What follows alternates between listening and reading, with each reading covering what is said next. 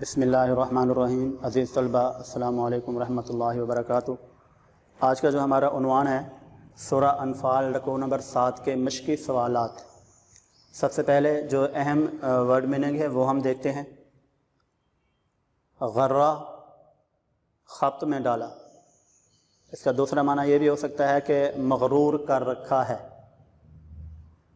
عذاب الحریق، جلنے کا عذاب، الحریق کہتے ہیں جلنے کو، اور اس کا دوسرا معنی آپ یہ بھی کر سکتے ہیں کہ آگ کا عذاب یا عذاب آتش۔ کدأبی، جیسے، عادت، طریقہ، ان میں سے کوئی بھی ایک معنی آپ لے سکتے ہیں۔ تسکفنا، تم پاؤ۔ شرد، بھگا دو۔ فمبز، پس پھینک دو۔ پہلا جو سوال ہے، مسلمانوں کی جہاد کے لیے تیاریاں دیکھ کر منافقین نے کیا تبصرہ کیا تھا؟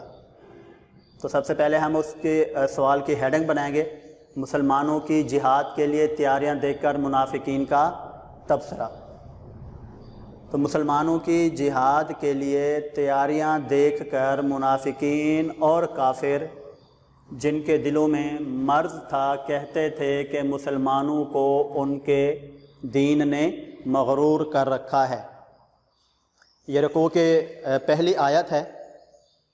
مسلمان میدان بدر میں جب پہنچے تھے تو ان کے چہروں پر کسی قسم کا خوف نہیں تھا، بے خوف و خطر جو ہے نا کفار کا مقابلہ کرنے کے لیے پہنچے تھے، اس لیے کہ انہیں اپنے رب پر بھروسہ تھا، اور جو بھی شخص اپنے رب پر بھروسہ رکھتا ہے تو پھر انہیں کسی بھی کافر کا، چاہے وہ ان سے کتنی بڑی جماعت ہی کیوں نہ ہو، کسی قسم کا خوف نہیں تھا۔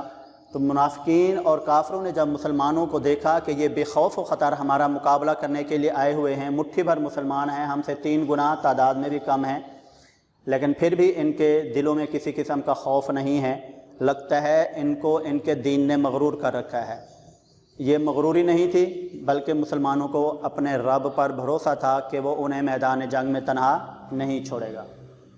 دوسرا سوال ہے، کفار کی جانب سے عہد شکنی کی صورت میں نبی اکرم صلی اللہ علیہ وآلہ وسلم کو کیا ہدایات دی گئی ہیں؟ رکوع کے سیکنڈ لاسٹ اور لاسٹ آیت میں اس کا جو ہے نا وہ جواب دیا گیا ہے کہ آپ صلی اللہ علیہ وآلہ وسلم جب مدینہ پہنچے تھے تو مدینہ کے آس پاس جو یہود آباد تھے ان کے ساتھ آپ نے معاہدہ کیا تھا کہ مسلمان اور یہودی مل جل کر رہیں گے اور دشمن کا کوئی بھی ساتھ نہیں دے گا ایک دوسرے کے خلاف۔ لیکن ہر بار جو ہے یہودی جو ہے نا وہ کیا کرتے تھے، اپنے عہد کی خلاف ورزی کرتے تھے، وعدہ خلافی کرتے تھے، کفار سے خفیہ طور پر سازشیں کرتے تھے اور مسلمانوں کو نقصان پہنچانے کی کوشش کرتے تھے، اور اپنے اس عہد کے بارے میں خدا سے بھی وہ نہیں ڈرتے تھے۔ تو پھر اللہ تعالیٰ نے آپ صلی اللہ علیہ وآلہ وسلم کو یہ ہدایت دی کہ ایسے لوگوں کو جب بھی آپ میدان جنگ میں پائیں گے تو انہیں ایسی سزا دیں گے کہ جو لوگ ان کے پس پشت ہیں، یعنی وہ میدان جنگ میں نہیں ہیں، وہ کھلم کھلا آپ کے سامنے نہیں ہیں، لیکن وہ خفیہ طور پر کیا کرتے ہیں، کفار کا ساتھ دے رہے ہیں، تو ان کے لیے بھی یہ عبرت کا نشان بن جائے گا، یعنی ایسی ان کو سزا دی جائے کہ ان کے پس پشت دیکھنے والے بھی ان سے عبرت پکڑیں اور آئندہ نبی اکرم صلی اللہ علیہ وآلہ وسلم سے کیے ہوئے معاہدے کی خلاف ورزی نہ کریں۔ تو جن لوگوں نے تم سے صلح کا عہد کیا ہے، پھر وہ ہر بار اپنے عہد کو توڑ ڈالتے ہیں اور خدا سے نہیں ڈرتے، اگر تم ان کو لڑائی میں پاؤ تو انہیں ایسی سزا دو کہ جو لوگ ان کے پس پشت ہیں وہ ان کو دیکھ کر بھاگ جائیں، شاید کہ ان کو اس سے عبرت ہو۔ تیسرا جو سوال ہے رکوع نمبر 7 کا، کہ فرعون اور آل فرعون کی ہلاکت اور بربادی کے اسباب کیا ہیں؟ یہاں مختصر سا ہم جو ہے نا ان کی ہلاکت اور بربادی کا جو ہے نا وہ سبب پڑھیں گے۔ فرعون اور آل فرعون کی ہلاکت اور بربادی کا جو سبب ہے وہ یہ ہے کہ جب اللہ کے پیغمبر حضرت موسیٰ علیہ السلام نے فرعون اور اس کی قوم کو اللہ کی آیات پڑھ کر سنائیں تو انہوں نے آیات کا انکار کر دیا۔ تو موسیٰ علیہ السلام جب بھی फ़िरौन और आले फ़िरौन को अल्लाह की आयत पढ़ कर सुनाते थे तो वो अल्लाह के पैगंबर को झुटलाते, ना सिर्फ झुटलाते थे बल्कि नाफरमानी भी करते थे और अल्लाह के पैगंबर को सताते थे, अल्लाह के पैगंबर को अज़ियतें दी, तकलीफ़ों से दो चार किया और उनके जो हवारी थे उनको भी तकलीफ़ों से दो चार किया। तो अल्लाह तबारक व तआला ने पहले तो इनको छोटी सज़ाएँ दी कि शायद ये लोग इससे इबरत पकड़ लेंगे कि खुदा की तरफ से हम पर अज़ाब मुसल्लत हो रहे हैं, हम खुदा से डरें और अल्लाह के इस पैगंबर पर जो है ना वो बात मानते हुए अल्लाह पर ईमान ले आएँ। लेकिन वो सरकशी में हद से तजावुज़ करते गए, दिन ब दिन उनका जुल्म बढ़ता गया। तो जब वो कौम हद से तजावुज़ कर गई और अल्लाह के लिए ये नाकाबिल बर्दाश्त था, तो फिर खुदा ने फ़िरऔन और उसकी पूरी की पूरी कौम को समंदर में गर्क कर दिया। गर्क करने की वजह जो थी वो थे उनके गुनाह, उनके गुनाहों और उनकी नाफरमानी और सरकशी जो है ना वो उनको ले डूबी। एक बात जहन में रखें कि ये वाहिद कौम है बनी इसराइल कि जिन पर सबसे ज़्यादा इनामात अल्लाह की तरफ से आए हैं, सबसे ज़्यादा अज़ाब भी इसी कौम पर मुसल्लत हुए और सबसे ज़्यादा पैगंबर जो हैं वो भी इसी कौम में है। तो ये कौम अल्लाह ताला से मनपसंद इनामात भी वसूल करती थी, जो चाहते थे अल्लाह तबारक व तआला इनको अता फरमाते। इसके बावजूद भी वे ये क्या करते थे, सरकशी अख्तियार करते थे, अल्लाह के भेजे हुए पैगंबरों की नाफरमानी करते थे। जब वो तजावुज़ कर जाते थे सरकशी में तो फिर अल्लाह तबारक व तआला उनको अज़ाब में मुब्तला कर देता था।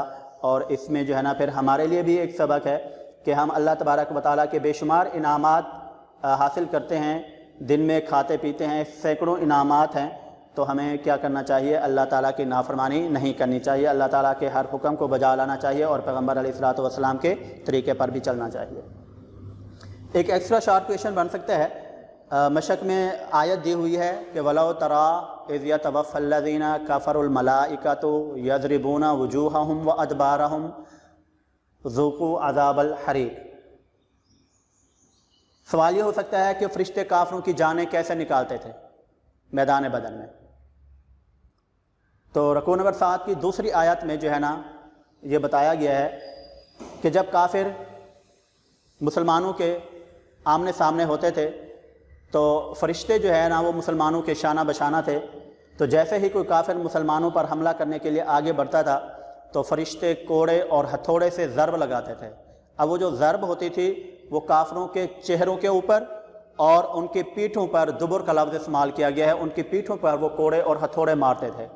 और जैसे ही किसी काफिर को वो हथौड़ा मारा जाता था, ज़रब लगाई जाती थी, तो साथ में ये भी फ़रिश्ते कहते थे कि अब अज़ाब आतिश का मज़ा चखो, यानी तुम्हारी ये जो मौत हो रही है इस ज़रब के साथ आगे भी तुम्हारे लिए जो है क्या है, जलने का अज़ाब तैयार है, तुम हमेशा हमेशा के लिए जहन्नम की आग में जलते रहोगे।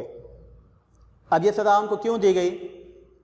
अगली आयत में ये कहा गया कि ज़ालिका बिमा क़द्दमत अयदीकुम व अन्नल्लाहा लैसा बिज़ल्लामिल लिल अबीद, कि ये तुम्हारे उन आमाल की सज़ा है जो तुमने आगे भेज रखे हैं।